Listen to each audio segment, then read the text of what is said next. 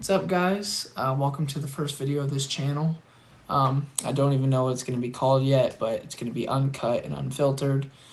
Basically, this account is just going to be for reading the Word and kind of just getting back on track with my life with Christ. And if you see me looking over here, it's because I'm using my phone as a camera and my computer's over here. It's very cool. I haven't done this before, but we're just going to keep the video and we're just going to post it uncut, unfiltered. But yeah, so basically, my goal that I wanted to do is to do, oh, sorry, I'm tired, but to do one chapter a day. And I've been kind of falling off, but I feel like if I have this responsibility, I feel like I can get back onto it. Um, this is weird. Anyways, I've already read some, so we're not gonna be starting at Genesis 1. But today, I feel like we can get started on Genesis 27. And so before we get into it, we should start with a prayer. So, yeah. Dear Lord, thank you for this day. Thank you for everything you have given us. Thank you for just allowing me to sit here and kind of really dwell in your word, Lord, and allow me to kind of dig in and understand what you truly mean. Thank you for this time, and in your name we pray. Amen. Okay. So for this first video, we are going to jump straight in. Actually, before that, I'm going to give a little rundown of kind of what is going down before chapter 27. So like some of y'all may know, some of y'all may not know. Even though if you've read the Bible for the longest time or you're just starting to read it and you want someone to read it along with you, this page is perfect. But this is also just for me. But if you watch this and you want to follow along, then sure. I'm more than happy to have you follow along. The first 26 chapters kind of just preface like chapters 1 through 3 is God creating the world, and the fall of man is chapter 3, where sin enters the world, and then it kind of just goes through Noah and the ark, and then Abraham and kind of his descendants. He doesn't have disciples. Jesus does. And kind of just talks about the things he goes through, and then up to his death. And we're at chapter 27. But in every video, I will do a kind of a recap of the chapter before that we read. And so, chapter 26 in my Bible, it is titled God's Promise to Isaac. And so, basically, this is saying in the land he's in, he wants to go to Egypt because there is a famine.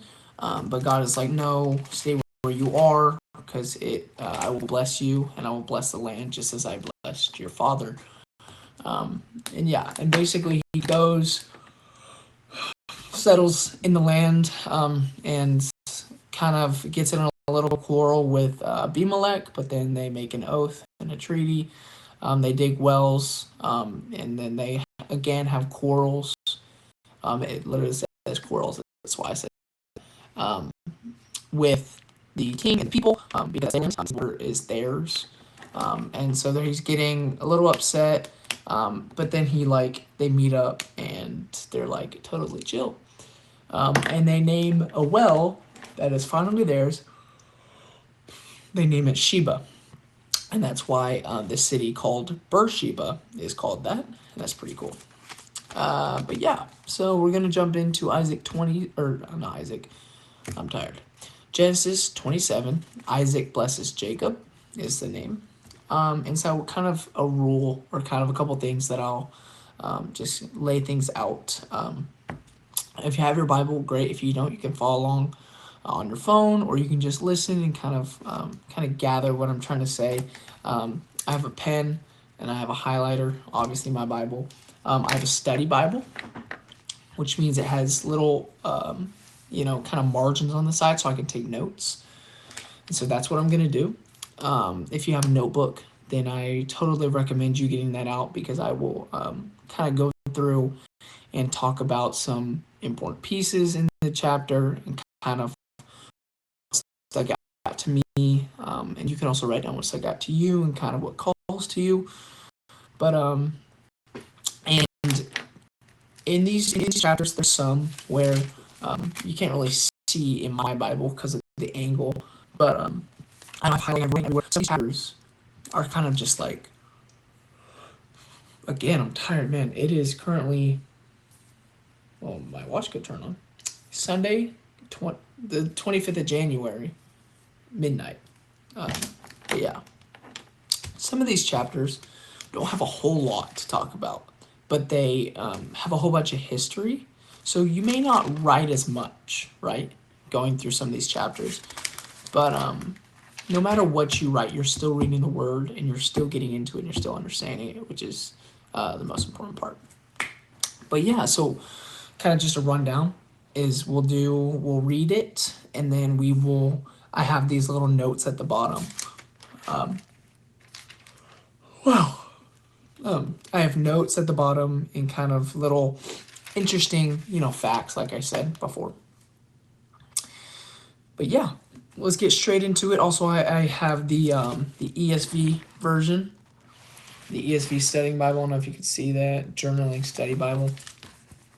But yeah, let's get straight into it. Grab your highlighter, grab your pen, grab your Bible, your PBJ, your pen, Bible, journal, H for highlighter, ham. No, I'm kidding. All right, but let's get straight into it. So this is chapter 27 of Genesis. Let's go ahead and start reading. When Isaac, and excuse me if I butcher some of these names or like names of places. This is like way back then language, so I may butcher it. Isaac blesses Jacob. When Isaac was old and his eyes were dim so that he could not see, he called Esau his older son and said to him, "My son." And he answered, "Here I am." He said, "Behold, I am old. I do not know the day of my death. Now then, take your weapons, your quiver, and your bow, and go out to the field and hunt game for me. And prepare for me a delicious food such as I love, and bring it to me so that I may eat, that my soul may bless you before I die." Now Rebekah was listening when Isaac spoke to his son Esau. When Esau went to the field to hunt for game and bring it, Rebekah said to her son Jacob, "I heard your father speak to your brother Esau. Bring me game and prepare for me delicious food, that I may eat it and bless you before the Lord before I die. Now therefore, my son, obey my voice as I command you. Go to the flock and bring me 2 good young goats, so that I may prepare from them delicious food for your father, such as he loves. And you shall bring it to your father to eat, so that he may bless you before he dies." But Jacob said to Rebekah his mother, "Behold, my brother Esau is a hairy man, and I am a smooth man. Perhaps my father will feel me, and I shall seem to be mocking him and bring a curse upon myself and not a blessing." Wow, excuse me. Where were we? Here we go. His mother said to him, "Let your curse be on me, my son. Only obey my voice and go, bring them to me." So he went and took them and brought them to his mother, and his father prepared delicious food such as his father loved. Then Rebekah took the garments of Esau, her older son, which were with her in the house, and put them on Jacob, her younger son. And the skins of the young goat she put on his hands and on the smooth part of his neck. She put the delicious food and the bread which she had prepared into the hand of her son Jacob. So he went in to his father and said, "My father." And he said, "Here I am. Who are you, my son?" Jacob said to his father, "I am Esau, your firstborn. I have done as you told me. Now sit up and eat of my game, that your soul may bless me." But Isaac said to his son, "How is it that you have found it so quickly, my son?" He answered, "Because the Lord your God had granted me success." Then Isaac said to Jacob, "Please come near, that I may feel you, my son, to know whether you are really my son Esau or not." So Jacob went near to Isaac his father, who felt him, and said, "The voice is Jacob's voice, but the hands are the hands of Esau." And he did not recognize him, because his hands were hairy like his brother Esau's hands. So he blessed him. He said, "Are you really my son, Esau?" He answered, "I am." Then he said, "Bring it near to me, that I may eat of my son's game and bless you." So he brought it near to him, and he ate. And he brought him wine, and he drank. Then his father Isaac said to him, "Come near and kiss me, my son." So he came near and kissed him. And Isaac smelled the smell of his garments and blessed him, and said, "See, my son is as the small of a field that the Lord has blessed. May God give you of the dew of heaven and of the fatness of the earth and plenty of grain and wine. Let people serve you and nations bow down to you." Be Lord over your brothers, and may your mother's son bow down to you. Cursed be everyone who curses you, and blessed be everyone who blesses you. As soon as Isaac had finished blessing Jacob, when Jacob had scarcely gone out from the well, this is definitely uncut. Wow. When Jacob had scarcely gone out from the presence of Isaac his father, Esau his brother came in from his hunting. He also prepared delicious food and brought it to his father. And he said to his father, "Let my father arise and eat of his son's game, that he may bless me." His father Isaac said to him, "Who are you?" He answered, "I am your son, your firstborn Esau." Then Isaac trembled very violently and said, "Who was it then that hunted game and brought it to me? And I ate it all before you came, and I have blessed him. Yes, and he shall be blessed." As soon as Esau heard the words of his father, he cried out with an exceedingly great and bitter cry and said to his father, "Bless me, even me also, O my father." But he said, "Your brother came deceitfully, and he has taken away your blessing." Esau said, "Is he not rightly named Jacob? For he has cheated me these 2 times. He took away my birthright, and behold, now he has taken away my blessing." Then he said, "Have you not reserved a blessing for me?" Isaac answered and said to Esau, "Behold, I have made him lord over you and all his brothers. I have given to him for servants, and with grain and wine I have sustained him. What then can I do for you, my son?" Esau said to his father, "Have you but one blessing, my father? Bless me, even me also, O my father." And Esau lifted up his voice and wept. Then Isaac his father answered and said to him, "Behold, away from the fatness of the earth shall your dwelling be, and away from the dew of heaven on high. By your sword you shall live, and you shall serve your brother. But when you grow restless, you shall break his yoke from your neck." Now Esau hated Jacob because of the blessing with which his father had blessed him, and Esau said to himself, "The days of mourning for my father are approaching. Then I will kill my brother Jacob." But the words of Esau, her older son, were told to Rebekah. So she sent and called Jacob, her younger son, and said to him, "Behold, your brother Esau comforts himself about you by planning to kill you. Now therefore, my son, obey my voice, arise, flee to Laban, my brother in Haran, and stay with him a while until your brother's fury turns away, until your brother's anger turns away from you, and he forgets what you have done to him. Then I will send and bring you from there. Why should I be bereft of you both in one day?" Then Rebekah said to Isaac, "I loathe my life because of the Hittite women. If Jacob marries one of the Hittite women like these, one of the women of the land, what good will my life be to me?" So that was chapter 27. That was a pretty long chapter, I will say. About like a page and a half. But I found this one very interesting. I haven't read this passage before, but I've heard it before in kind of when I was younger. Also, I'm looking over here to make sure that my thing did not like turn off. But yeah, this is a cool passage because it talks about how, Jacob tricks his father Isaac into getting the blessing, and that's what ultimately causes the feud between the brothers. But it also causes the feud between the mom, Rebecca, and her son Jacob or Esau. I mean, Esau doesn't know that Rebecca tried to help, but that causes some feud down the line, I'm pretty sure. But yeah, we can go ahead and start writing down. Let's check the date. It's 25th. And so I always start mine out by writing the date up top, which is January 25th, 2026. Then we'll do a little dash for our first point. And I just wanted to mention, no matter where you're starting in the Bible, every piece of Bible, every piece of it has some sort of information. And whether or not, I think I mentioned this before, whether or not you've started reading or you've been reading for a long time, you can always get back into the Word. Like I got this Bible, I think on the 15th of December of 2025. So it's been over a month. I haven't read every single day. I've been inconsistent, which is unfortunate. But yeah, I started doing it on December 16th, and now it is January 25th, which is pretty cool. But yeah, let's get into it. We have our pen, we have our highlighter. Let's go down to these notes down below and see what we can understand.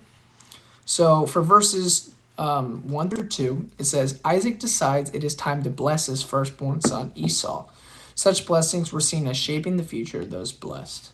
So, kind of what we get from this is that Isaac, he's getting near his old age. He's about to die, and he thinks it's time that he should give his birthright, not the birthright, the blessing to the firstborn son Esau, right? Which in the passage we read that that doesn't happen. But basically, if sorry, I heard a weird noise. If these blessings were seen as shaping the future of those blessed, we can only imagine the consequences it has if tricking someone, right, into getting the blessing. So I'm gonna go ahead and highlight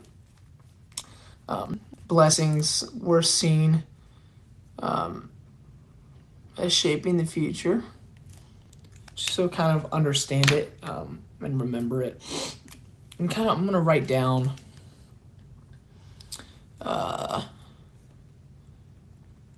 Isaac near death.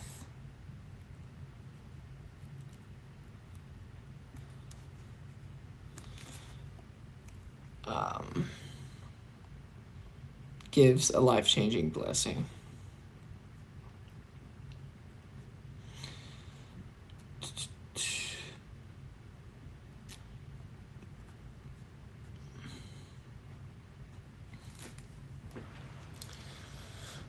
It's cool. I did not know that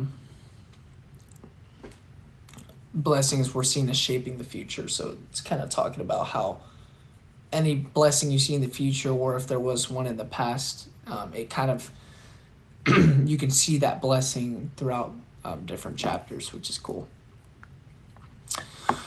For let's move on. For verse 4, it says, in these notes it has a black text, but then if it's a black bolded text, that's taking text from the text, and then the lighter black kind of explains it. So the verse that this one touches on is verse 4, and that part is that my soul may bless you before I die. That's the part. And it says, Isaac intends that his blessing for Esau will establish the identity of the heir to the promises God has given to Abraham and Isaac. So this kind of talks about how Isaac intends to have Esau, kind of take that oath, that covenant, that blessing that has been passed down from Abraham, Isaac's father, then to Isaac, then to eventually him, which is interesting. Because whenever we read the rest of the text and we realize that it goes to Jacob instead of Esau, we wonder where that kind of blessing will lead. And I'm sure in the next videos we'll find out. But, it's kind of just one of those things where you're like, is Jacob still gonna be blessed, or is the fact that he lied in front of God and his father, will that have consequences? And so I'm going to highlight here, well, establish the identity of the heir of the promises God has given to Abraham and Isaac. And I like to highlight text, and I also like to underline text, just because I know what I'm reading. And so, what was it? Number 4, that my soul bless you. That my soul may bless you before I die. Rebecca plans Jacob's deception, but Jacob is still responsible for the part he plays in this trick. So, we read in the text that Jacob didn't come up with this, although in the previous text he did trick by himself. He did trick his own brother into giving his birthright. So maybe he was thinking that he was thinking he was going to deceive his brother, his father. But ultimately, Rebecca was the one, his own mother was the one who caused him to lie. But he was the one that let out that action. Um, so I'm going to write down that Rebecca, how do you spell that? Some of these names are pretty hard to spell. Rebecca played her part in the lies, comma, yet it is Jacob who is responsible. Interesting stuff here. Um, so in like just you don't have to highlight and underline everything. Your Bible does not have to look, colored with highlights or black pen in my case. It doesn't have to look pretty. You just kind of have to underline and highlight things that you find interesting. And although it is kind of cool to look back and be like, look at all these highlights that I did so long ago, that shouldn't really be your main focus, I guess. And so for this passage, there's nothing really to underline because it's like a multiple passage or a multiple verse passage. So I'm not really going to highlight. I did write things down. I'm not going to highlight down here either. But we can go ahead and move on. Verse 11. From birth, Esau was clearly distinguished from Jacob by his hairy appearance. And so right away we realize that there's no way Jacob could ever trick his father without, having to become his brother. So maybe there was some jealousy there. Obviously there was jealousy in the past with the birthright. But I'm just going to go ahead and underline clearly distinguished. And I do want to highlight that Esau is a hairy man. And I a smooth man. So we see that main difference between the two, which is pretty cool. So we get an understanding of how the trick is being played. We can move on. Verse it jumps automatically from verse 11 all the way to verse 29. And so kind of just in between, that's when he goes in and when he goes to his father and he gets blessed. And then verse 29, the part of the verse is, let people serve you and nations bow down to you.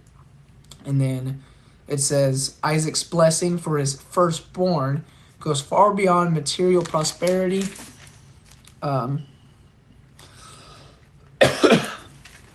Isaac asks for universal sovereignty over peoples and nations, building on God's promise to Abraham that kings will be among his descendants. And then there's more verse saying, cursed be everyone who curses you, and blessed be everyone who blesses you. And these words echo God's promise to Abraham in 12:3 that he will be a blessing to all nations. I love so many things about the Bible, but there's one thing that I love, is that there's so much reiteration. And this explains, or this is a great example, how it just keeps explaining how, there was a promise to Abraham, there was a promise to Noah, but that mainly the promise to Abraham was that his descendants, there will be kings among your descendants, there will be richness, there will be prosperity among your descendants. And it goes down to Isaac, and then it goes down to Jacob and Esau, which is pretty cool how we get to see that go down.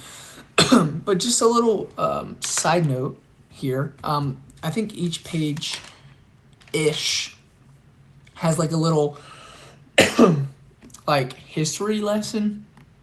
And so just a little information here. It says tents were temporary shelters made of cloth and were often woven from black goat's hair.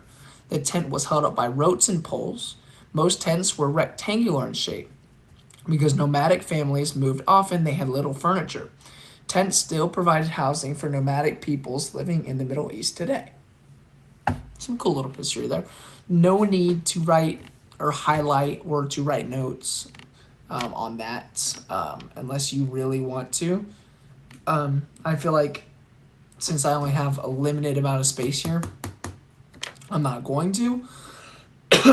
Well, actually, I mean, there's not much to write down because then again, um, there wasn't much kind of like spiritual guidance or spiritual.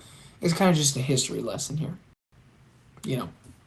So it's okay that we didn't write that much because my plan for this Bible too is I take it everywhere. So if we ever go over this passage again, then these notes can be for reiterating kind of some of that stuff and kind of gaining more information from um, a pastor, a student pastor at camp or something. But yeah, that's that page. We can move on to the next page, and then again, we want to go ahead and put the date. I already forgot it. I don't know how I forgot it. It is the 25th. Move the Bible a little bit just so I can see under my light. 01 25 26, and we'll write our dash for our first note. And we'll go, this one also has a little history lesson here, and we can go ahead and read it. This one is more, I guess, related to the passage. It says, a father's blessing was not just a symbolic gesture, it established the identity of the heir, granting him all the privileges of that position. The father's blessing was even seen as in some way shaping his future, which is what we read in the other subnotes on the other page. Pretty cool stuff. I do actually want to highlight it was established. It established the identity of the heir, granting him all the privileges of that position. And so I also do want to write that down, saying that a father's blessing, a father's, I'm going to write this down. A father's blessing back then was super important.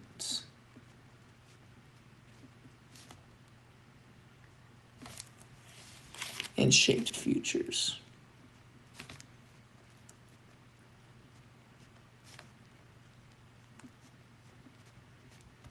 Alrighty. Cool stuff. Cool. All right. Cool. If you're still with me, thank you for sticking with me. I really appreciate it. I hope that you're following along and hope that you're enjoying. If there's anything that you kind of want me to go over, you can leave a comment down below. And kind of just, if you have any questions, biblical questions, I'll try my best to answer them as well. Just know I'm not perfect, but I will try and answer. And I know some people are like, man, reading your Bible is it's quiet time. I do consider this quiet time because I'm kind of talking to myself in a sense, and it's really helping me to understand the passage better with me speaking out loud, speaking to you. So, in most of these chapters, almost most of them, I haven't read, so we're kind of going through it together. But in a sense, I'm kind of understanding it for myself. But yeah, we can go ahead and continue with verses. It's after this, after we read, it's verses 30 through 36, and the verse here highlighted is he not rightly named Jacob, for he has cheated me these 2 times. And it says Esau refers here to the name Jacob, which means to deceive or cheat. Now here, I like to do this whenever I see something mean something. Oh, I didn't realize. I gotta start reading these more. There's also, you have the text, you have the kind of information below it, and then in between they have little footnotes for each number, that kind of like lets us know what is what. So I got to start reading those too, which is pretty cool. Um, Interesting. We can go back 30 through 36, and it says Esau refers here to the name Jacob, which means to deceive or cheat. Okay, what I was saying about that is I like to highlight, and then I like to write it out on the side. Just do dash Jacob. This article, which I read, where I think I jotted one down earlier, like a couple days ago. Yeah. In one of them it says Edom, and then down there it says Edom means red. It sounds like the Hebrew word for red. So kind of this cool information that you can look back, and maybe in the future you'll see some words and you're like, oh, I know what that means, which is cool. We'll continue here. It says Esau believes that Jacob has cheated him out of both his birthright and his blessing, although Esau willingly forfeited his birthright to Jacob, which is fair, right? There was no tricking in that last one. He just did not care for it at all, which I guess there was a little bit of deceit there, because he was kind of manipulating and using his brother. Jacob was using his brother's like starvation or hunger against himself. So there may have been a little bit of lie or deceit there. But yeah. So if there's anything to highlight, I'm not sure if there's anything to highlight in the text. Let's just. Actually want to highlight this.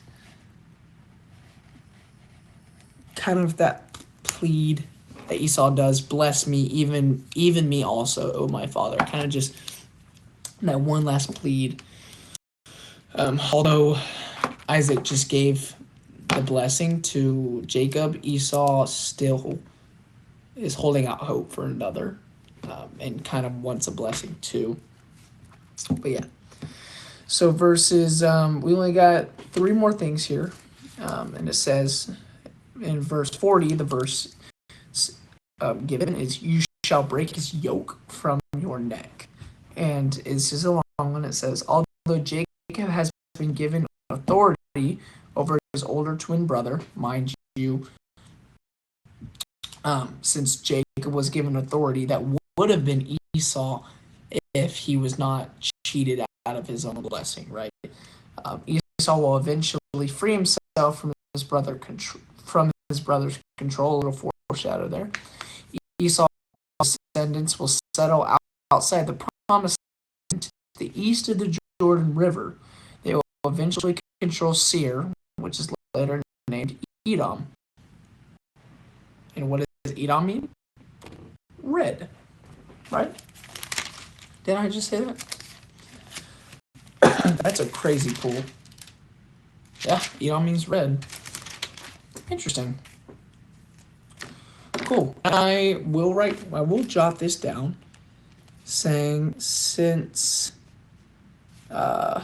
Jacob got the blessing,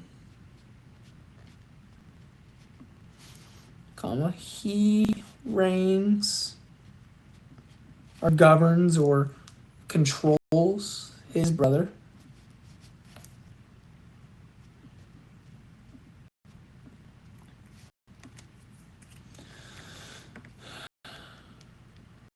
But Esau breaks free.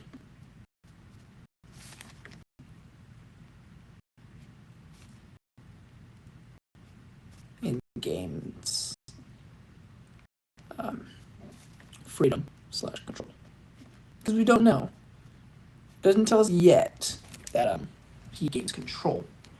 But what he does do he gets that freedom, like it says here, that allows him to become his own, gather his own descendants and his own, community there. Actually, want to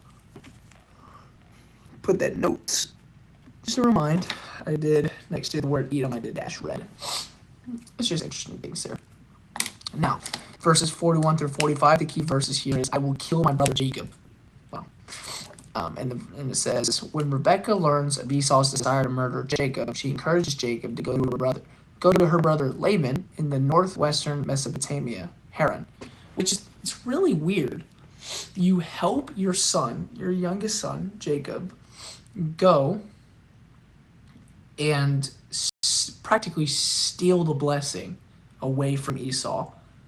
But then as soon as you hear that Esau is going to murder Jacob, you help him again. So that's like a double whammy, man. Like, you're helping him steal it, and then you're helping him escape what he practically deserves. It's not right, but it's what he deserves.